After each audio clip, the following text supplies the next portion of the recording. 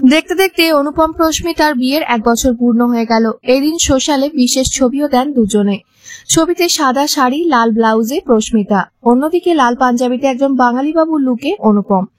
এই ছবিটি প্রস্মিতা শেয়ার করে লেখেন, দেখতে দেখতে 1 বছর, কিন্তু বিয়ের এই একটা বছর কেমন কাটলো? অনুপম উত্তরে বলেন, তাদের অনেক অমিল রয়েছে, কিন্তু এই বৈপরীত্যের মধ্যেও হাতে হাত রেখে এগিয়ে যাচ্ছেন তারা। অনুপম রয় আসলে খুব মেছো, বাজারে গেলে নানা রকমের মাছ কেনেন, তবে প্রস্মিতা আবার মাছ থেকে দূরে। অনুপম সারাদিন গান নিয়েই থাকেন, তবে প্রস্মিতা কর্পোরেট অফিসে চাকরি করে ও গানও করে।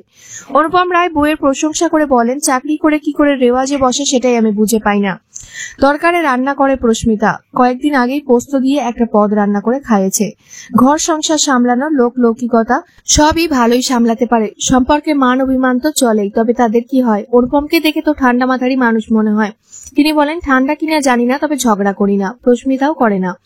আরো কয়েক বছর যাক, তারপর বুঝতে পারবো কতটা ভালো আছি।